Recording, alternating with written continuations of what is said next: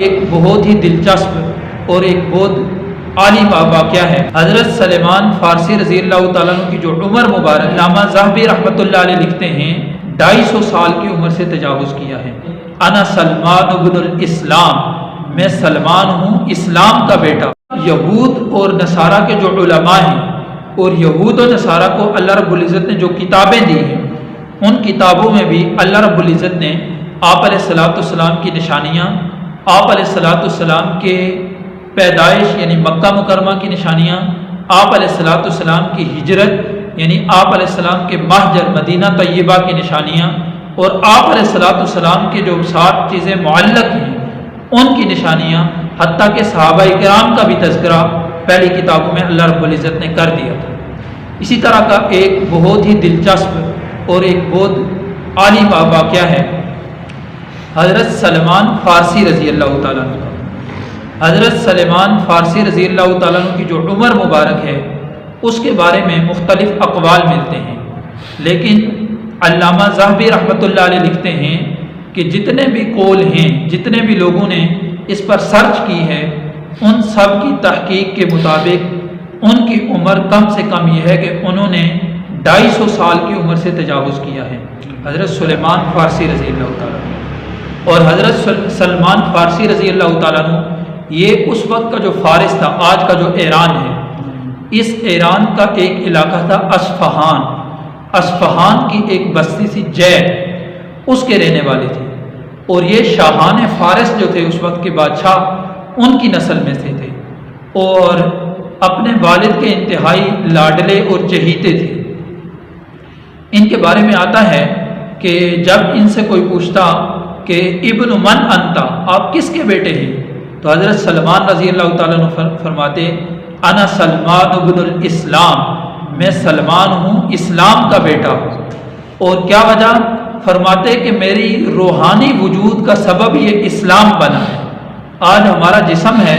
ہمارا جسم 2 چیزوں کا مجموعہ ہے، ایک ہمارے ظاہری جو اعضاء ہیں، ہاتھ ہیں، پاؤں ہیں، اس کو جسم کہتے ہیں۔ اس جسم کے وجود کا سبب جو اللہ نے بنایا ہے وہ ہمارے والدین، ہماری ماں اور باپ کو بنایا ہے، لیکن ایک روحانی درجہ ہے۔ تو فرماتے ہیں کہ میرے روحانی وجود کا سبب یہ اسلام بنا ہے۔ اور ان کا بہت ہی دلچسپ واقعہ ہے، الاصابہ میں مذکور ہے کہ انہوں نے اپنا واقعہ حضرت عبداللہ بن عباس رضی اللہ تعالیٰ عنہ سے خود بیان فرمایا، اور جب حضرت عبداللہ بن عباس رضی اللہ تعالیٰ عنہ سے بیان فرمایا اس وقت یہ بھی انہوں نے فرمایا کہ میں نے اپنا یہ واقعہ اسی طرح اللہ کے نبی صلی اللہ علیہ وسلم کو بھی بیان فرمایا ہے۔ یہ فارس کے رہنے والے ہیں، ایران موجودہ جو ہے اس کے، تو ان کے جو والد تھے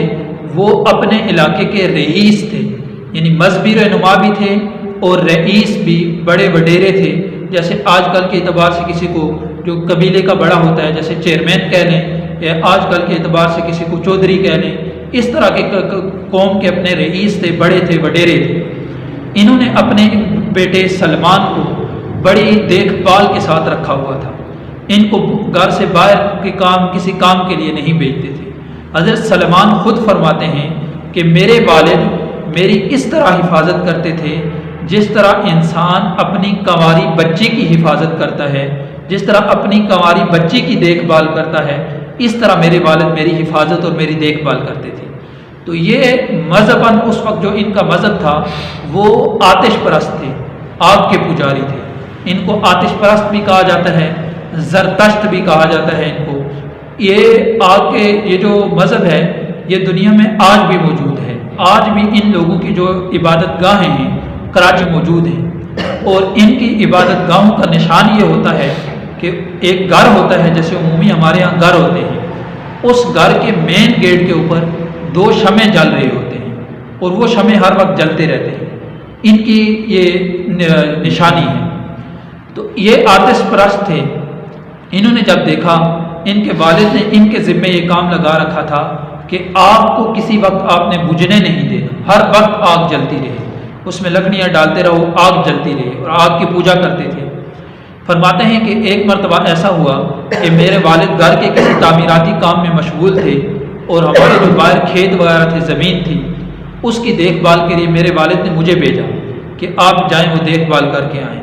اور مجھے جاتے ہوئے یہ نصیحت بھی کی کہ آپ جاتے سیدھے جانا، اس کی دیکھ بھال کر کے سیدھے واپس چلے آنا، راستے میں کہیں ادھر ادھر نہ جانا۔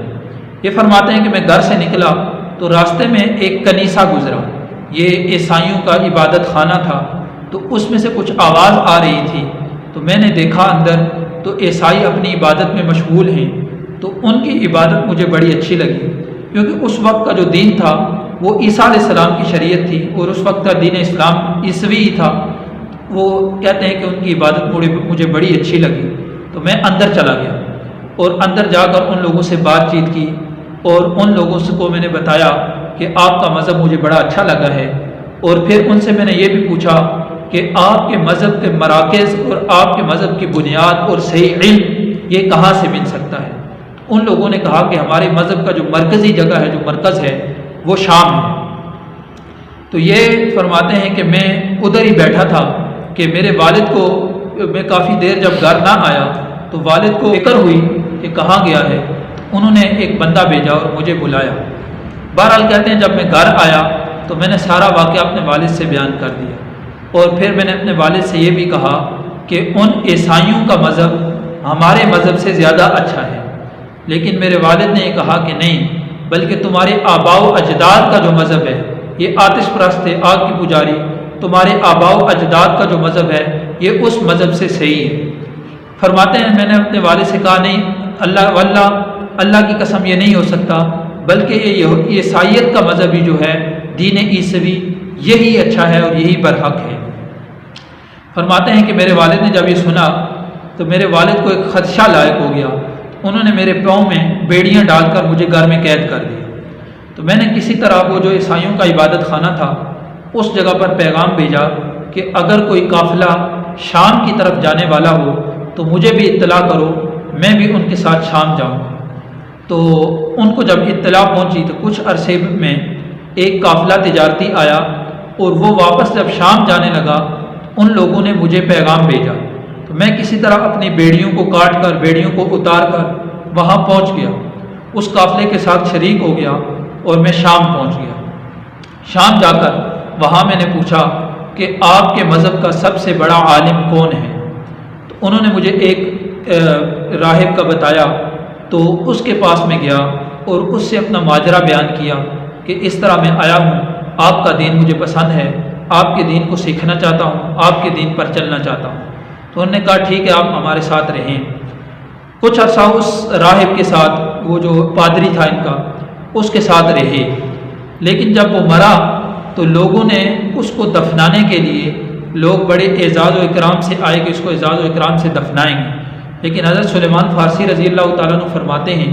کہ میں نے ان لوگوں سے کہا کہ تم اس کا بڑا اعزاز و اکرام کر رہے ہو، حالانکہ یہ زیادہ اچھا بندہ تو نہیں تھا۔ لوگوں نے کہا کیا وجہ، کیوں اچھا نہیں تھا؟ تو حضرت سلمان نے فرمایا کہ یہ لوگوں کو صدقات کی اور خیرات کا حکم کرتا تھا، لیکن لوگ جو صدقات اس کو دیتے تھے وہ یہ اپنے پاس جمع کرتا رہتا تھا اور آگے فقراء کو نہیں دیتا تھا، اور ابھی بھی اس کے پاس 7 مٹکے سونے کے پڑے ہوئے ہیں۔ تو حضرت سلیمان فرماتے ہیں کہ ان لوگوں نے اس کو اعزاز و اکرام کے بجائے دفنانے کے، انہوں نے اس کو سولی پر لٹکا دیا۔ پھر اس کی جگہ ایک اور راہب انہوں نے بٹھایا، حضرت سلمان رضی اللہ تعالیٰ عنہ اس کی خدمت میں رہے، اور حضرت سلمان فرماتے ہیں کہ یہ جو دوسرا راہب تھا انتہائی متقی، انتہائی پرہیزگار، انتہائی دین پر عمل کرنے والا شخص تھا، اور اس کی انتہائی محبت میرے دل میں پیدا ہو گئی تھی۔ چند عرصہ میں اس کے ساتھ بھی رہا۔ پھر جب اس کی وفات کا وقت ہو گیا، اس کی وفات کے وقت میں نے اپنا سارا ماجرا اس کے سامنے بیان کیا،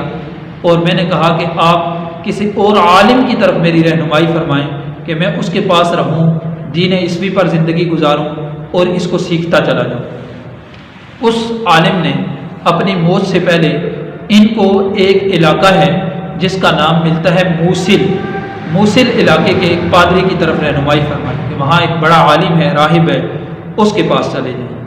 اس کے پاس اسی طرح چند عرصہ رہے، اس کی خدمت کی۔ اس کی جب موت کا وقت آیا تو اس کو بھی اسی طرح سارا ماجرا بیان کیا، اور اگلے عالم کا اس سے پوچھا، تو اس نے نصیبین ایک جگہ ہے، اس کے ایک پادری کی طرف بھیجا۔ پھر اس کے آگے چلے، اس کی جب موت کا وقت آیا تو اس نے آگے ایک پادری تھا، مورا شہر ایک ہے، اس کے پادری کی طرف اس نے بھیجا کہ ادھر چلے جائیں، وہاں جا کر آپ کو صحیح اس کی سیکھیں گے۔ بہرحال یہ چلتے گئے، بالآخر جب چند پادریوں کے پاس، آخری جس پادری کے پاس سے پہنچے، جس راہب کے پاس، اس سے سارا ماجرا بیان کیا۔ اس نے اپنی موت کے وقت کہا کہ اس وقت میری نظر میں عیسائیت کا مکمل تعلیمات رکھنے والا کوئی بھی عالم عیسائیت کا اس دنیا میں موجود نہیں ہے۔ ہاں البتہ یہ ہے کہ آخری نبی کے دنیا میں مبعوث ہونے کا وقت زمانہ قریب آ گیا ہے، اور ان کی نشانیاں اور ان کی جگہ میں آپ کو بتا دیتا ہوں، آپ انتظار کریں، آخری نبی دنیا میں آنے والے ہیں۔ تو اس نے نشانیاں بتائی۔ ایک تو یہ بتایا کہ یہ نخلستانی جوروں والی سخت پتھریلی زمین میں آئیں گے۔ دوسری نشانی یہ بیان کی کہ وہ صدقے کو مال قبول نہیں کریں گے، ہدیہ قبول کر لیں گے۔ اور تیسری نشانی یہ بیان فرمائی کہ ان کے دونوں کندھوں کے درمیان مور نبوت ہوگی۔ تو حضرت سلمان فرماتے ہیں کہ جب اس آخری پادری کے پاس سے میں نکلا تو میرے پاس کچھ بکریاں بھی ہو گئی تھی اور کچھ گائے بھی میرے پاس اپنی جمع ہو گئی تھی۔ تو بالآخر ایک قافلہ جا رہا تھا، بنو کلب کا قافلہ، مکہ مکرمہ کی طرف۔ تو میں نے اس قافلے سے کہا کہ تم مجھے اپنے ساتھ لے چلو، اور میری یہ جو بکریاں ہیں اور میری یہ گائے، یہ ساری تم عوض میں لے لو، مجھے اپنے ساتھ عرب کی زمین میں لے چلو، کیونکہ اس پادری نے بتایا تھا کہ وہ عرب کی زمین میں آئیں گے، اس لیے انہیں عرب کی زمین کے قافلے کے ساتھ ہو کر عرب کی طرف چلے۔ لیکن حضرت سلمان فرماتے ہیں کہ اس قافلے نے مجھ پر ظلم یہ کیا کہ انہوں نے میری بکریاں بھی ساری لے لی، میری گائے بھی ساری لے لی، اور مجھے غلام بنا کر وادی قرا میں آ کر مجھے یہودیوں کے ہاتھ فروخت کر دی۔ حالانکہ پہلے غلام نہیں تھے، پہلے آزاد چلے آ رہے تھے، انہوں نے غلام بنا کر فروخت کر دیا۔ تو ان کو ایک یہودی نے خریدا جو مکہ مکرمہ میں رہتا تھا۔ فرماتے ہیں جب میں مکہ مکرمہ آیا، مکہ مکرمہ کی زمین کو دیکھ کر مجھے تھوڑا وہم و گمان ہوا کہ شاید وہ وہی جگہ ہے جو اس پادری نے مجھے بتائی تھی۔ تھوڑا عرصہ میں مکہ رہا، پھر کہتے ہیں کہ مدینہ طیبہ جو یہود کے قبیلے رہتے تھے، ان یہود کے قبیلوں میں سے بنو قریظہ کا ایک یہودی، وہ میرے مالک یہودی کے پاس آیا اور اس سے مجھے خرید کر وہ مدینہ طیبہ لے گیا۔ اور کہتے ہیں کہ جب میں مدینہ طیبہ پہنچا، مدینہ طیبہ کی پتھریلی زمین، وہاں کے کھجوروں کے باغات جب میں نے دیکھے تو میں خوش ہو گیا کہ آخری نبی کی ہجرت کی جگہ یہی ہے۔ فرماتے ہیں کافی عرصے تک میں وہاں کام کرتا رہا۔ بالآخر ایک مرتبہ میں اپنے مالک کے کھجوروں کا باغ تھا، اس پر کام کرتا تھا۔ ایک مرتبہ میں کھجور کے درخت پر چڑھا ہوا تھا، میرا مالک درخت کے نیچے بیٹھا ہوا تھا کہ میرے مالک کا چچا جات بھائی آیا اور آ کر کہنے لگا کہ اللہ تباہ کرے بنو قیلا کو۔ بنو قیلا اس نے نسبت کی ہے انصار مدینہ کی، ان کے اوپر جا کر اجداد میں یہ ایک نام آتا ہے قیلا، اس کی طرف نسبت کر کے اس نے کہا کہ اللہ تباہ و برباد کرے بنو قیلا کو، کہ ان کے پاس مکہ مکرمہ سے ایک شخص آیا ہے جو کہتا ہے کہ میں اللہ کا نبی ہوں، اور وہ سارے اس کے ارد گرد جمع ہو گئے ہیں۔ حضرت سلمان فرماتے ہیں کہ میں نے جب درخت کے اوپر یہ اس کی آواز سنی تو مجھ پر ایسی کپ کپی طاری ہو گئی اور ایسا میرا جسم کام کیا کہ میں ایسے لگتا تھا کہ میں اپنے مالک کے اوپر گر جاؤں گا۔ بڑی مشکل سے میں نے اپنے آپ کو سنبھالا، درخت سے نیچے اترا، اور نیچے اتر کر میں نے اس شخص سے کہا جو آیا تھا خبر لے کر کہ ذرا مجھے بھی بتاؤ وہ کیا خبر ہے جو تم ابھی بتا رہی تھی۔ فرماتے ہیں کہ میرے مالک نے ایک زوردار دپڑ مجھے مارا، ایک زوردار تماچا مارا اور کہا کہ تجھے کیا لگے، تو اپنا کام کر جا کے۔ کہتے ہیں اس وقت تو میں کام کاج میں لگ گیا۔ شام کو جب میں نے چھٹی کی، جب کام ختم ہوا تو میں نے محنت مزدوری میں چند کھجوریں جمع کی تھی، وہ کھجوریں لے کر میں آپ صلی اللہ علیہ وسلم کی خدمت میں حاضر ہوا، اور آپ علیہ السلام اس وقت قبا میں تشریف فرما تھے۔ حضرت عمرو ابن عوف رضی محلے میں تھے، ابھی مدینہ طیبہ میں داخل نہیں ہوئے تھے، کہ میں نے آپ علیہ السلام کی خدمت میں حاضر ہو کر عرض کیا کہ یہ مجھے پتہ چلا ہے کہ آپ کے ساتھی تنگ دست ہیں، فقیر ہیں، ضرورت مند ہیں، تو میں یہ کچھ کھجوریں لایا ہوں، یہ صدقے کی کھجوریں ہیں۔ آپ صلی اللہ علیہ وسلم نے فرمایا کہ میں صدقے کا مال نہیں کھاتا، اور اپنے صحابہ سے کہا کہ تم یہ اس سے لے لو۔ اب سلمان رضی اللہ عنہ فرماتے ہیں کہ میں دل میں خوش ہو گیا کہ ایک نشانی تو یہ صدقے کا مال نہیں کھائیں گے وہ پوری ہوگی۔ کہتے ہیں کہ کچھ عرصہ تھوڑے دنوں بعد پھر میں جب محنت مزدوری کر کے کچھ کھجوریں جمع ہوئی تو میں پھر آپ علیہ الصلاۃ والسلام کی خدمت میں حاضر ہوا، اور آپ علیہ الصلاۃ والسلام ابھی مدینہ طیبہ تشریف لا چکے تھے، پہلے قباء میں تھے، ابھی مدینہ طیبہ تشریف لا چکے تھے، اور میں نے حاضر ہو کر عرض کیا کہ میں نے سنا ہے کہ آپ کے ساتھی تنگ دست ہیں، ضرورت مند ہیں، تو یہ میں چند کھجوریں لایا ہوں، یہ آپ کو ہدیہ ہے۔ تو آپ علیہ الصلاۃ والسلام نے دسترخوان بچھوایا، خود بھی آپ علیہ الصلاۃ والسلام نے وہ کھجوریں کھائی اور صحابہ کو بھی کھلائی۔ فرماتے ہیں کہ میں تو دل میں بہت خوش ہو گیا کہ ایک اور نشانی آپ علیہ الصلاۃ والسلام کی پوری ہوگی۔ پھر فرماتے ہیں کہ چند عرصہ کے بعد میں ایک موقع پر آیا کہ آپ مدینہ طیبہ میں، تو پتہ چلا کہ آپ علیہ الصلاۃ والسلام جنت البقیع میں ایک صحابی کو دفن کرنے کے لیے وہاں تشریف لے گئے۔ میں وہاں گیا، آپ علیہ الصلاۃ والسلام کو سلام کیا، اور پھر یوں گھوم کے آپ علیہ الصلاۃ والسلام کے پیچھے آ کر کھڑا ہو گیا۔ تو آپ علیہ الصلاۃ والسلام میرے انداز سے جان گئے کہ یہ مور نبوت دیکھنا چاہتا ہے، تو آپ علیہ الصلاۃ والسلام نے اپنی کمر مبارک سے کپڑا ہٹایا، اور میں نے آپ علیہ الصلاۃ والسلام کی وہ مور نبوت دیکھی اور اس مور نبوت کو چوما، اور آپ علیہ الصلاۃ والسلام کے ساتھ میں لپٹ گیا۔ فرماتے ہیں کہ آپ علیہ السلام کے ساتھ لپٹ گیا، پھر آپ علیہ الصلاۃ والسلام نے مجھے اپنے سامنے بلایا اور مجھے اپنے گلے سے لگایا، اور پھر فرماتے ہیں کہ میں نے یہ سارا واقعہ آپ علیہ الصلاۃ والسلام کو بیان فرمایا۔ تو ترمذی شریف کی ایک شرح ہے، اس شرح میں حضرت مولانا زکریا کانوی صاحب رحمۃ اللہ علیہ لکھتے ہیں، وہ فرماتے ہیں کہ ان کی جب اسلام لائے اس وقت ان کی عمر 90 سال ہو چکی تھی، 90 سال۔ اب پیچھے جتنے بھی پادریوں کے پاس گھوم کر آئے ہیں، بچپن سے چلے ہیں، یہ اس وقت آ کر سمجھ آتا ہے۔ پھر چونکہ یہ غلام تھے تو آپ علیہ الصلاۃ والسلام نے ان سے فرمایا تھا کہ تم اپنے آقا سے بدل کتابت کر لو۔ بدل کتابت یہ ہوتا تھا کہ آپ اپنے مالک سے یہ طے کر لو کہ کچھ سامان، کچھ روپیہ پیسہ جو آپ اس کو دو، جس کے بدلے میں وہ آپ کو آزاد کر دے۔ چونکہ ان کے مالک کو پتہ چل گیا کہ یہ مسلمان ہو چکے ہیں، اسلام لا چکے ہیں، تو ان سے انہوں نے جب اپنے مالک سے بات کی تو وہ یہودی تھا، اس نے بہت سخت شرطیں لگائی۔ ایک شرط یہ لگائی کہ 300 کھجور کے درخت لگاؤ، جب ان پر پھل آ جائے تو پھر تم آزاد ہو۔ دوسری شرط یہ لگائی کہ 40 اوقیہ سونا تم مجھے لا کر دو، اس کے بعد تم آزاد ہو۔ انہوں نے اللہ کے نبی صلی اللہ علیہ وسلم سے آ کر عرض کی، آپ علیہ السلام نے فرمایا قبول کر لو۔ آپ علیہ السلام نے اعلان فرمایا صحابہ میں کہ سلمان کی مدد فرماؤ۔ صحابہ نے کوئی 30 درخت لے کر آ رہے ہیں، کوئی 15 لے کر آئے ہیں، کوئی 10 لے کر آ رہے ہیں۔ صحابہ نے 300 درخت اکٹھے کیے، اور 300 درختوں میں کو آپ علیہ السلام نے فرمایا سلمان جاؤ، تم جا کر زمین کھودو، گڑھے تیار کرو، اور ان درختوں کو میں اپنے دست مبارک سے آ کر لگاؤں۔ حضرت سلمان رضی اللہ تعالیٰ نے زمین کھودی، گڑھے تیار کیے، آپ علیہ السلام تشریف لے گئے۔ 299 درخت، ایک کم 300 درخت آپ صلی اللہ علیہ وسلم نے اپنے دست مبارک سے لگائے، اور ایک درخت حضرت عمر رضی اللہ تعالیٰ عنہ نے لگایا۔ اب 299 درخت اسی سال پھل دینے لگے، یعنی اب درخت جو کھجوروں کے ماہرین ہیں ان سے اگر پوچھا جائے تو وہ بتاتے ہیں کہ کم سے کم 5 سے 6 سال کا عرصہ لگ جاتا ہے کھجور کا جو پودا لگایا جائے پھل آنے تک۔ آپ علیہ السلام نے لگایا تو 299 درخت اسی سال پھل دینے لگے، اور ایک درخت نے پھل نہیں دیا۔ اللہ کے نبی دوبارہ تشریف لے گئے تو آپ علیہ السلام نے فرمایا کہ یہ اس درخت نے پھل کیوں نہیں دیا؟ حضرت عمر رضی اللہ تعالیٰ نے عرض کیا انا غرستھا یا رسول اللہ کے رسول، اس کو میں نے لگایا تھا۔ پھر آپ علیہ السلام نے اس کو اٹھا کر اپنے دست مبارک سے لگایا، اور اس درخت نے بھی اسی سال پھل دینا شروع کیا۔ اب اس میں ایک بات یہ ہے کہ حضرت عمر رضی اللہ تعالیٰ کی کمی دین میں نہ آئے کہ انہوں نے درخت لگایا تھا تو اس سے پھل نہیں آیا، آپ علیہ السلام نے لگائے تھے تو اس سے پھل آ گیا۔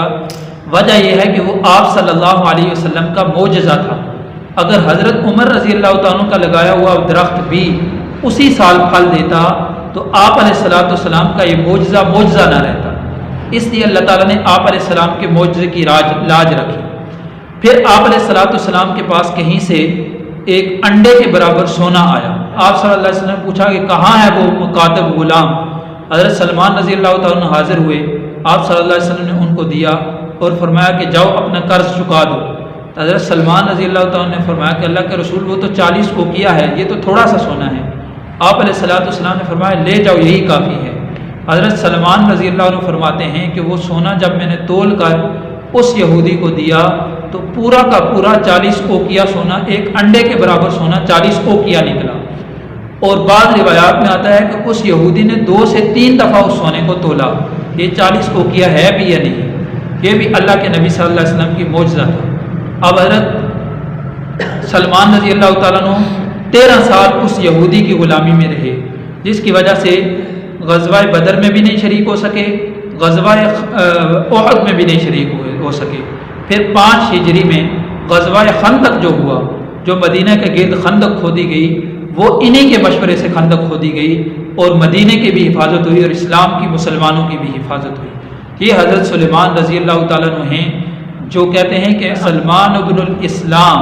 میں سلمان ہوں، اسلام کا بیٹا ہوں، میرے روحانی وجود کا سبب یہ اسلام ہے۔ اب دیکھیں نیت سچی تھی، طلب صادق تھی، محنت کرتے گئے، آگے بڑھتے گئے تو اللہ نے ان راہبوں سے گزارتے گزارتے اپنے حبیب سے ملا دیا، اور صرف اپنے حبیب سے ملایا ہی نہیں بلکہ اپنے حبیب کی رفاقت دے کر ہمیشہ کی جنت کا وارث بنا دیا۔ تو اس لیے سچی طلب لے کر اللہ سے دعا کر کے دین حنیف پر اگر ہم زندگی گزاریں گے، شریعت محمدیہ پر زندگی گزاریں گے تو یہ کامیابیاں ہمارے بھی قدم چومیں گی۔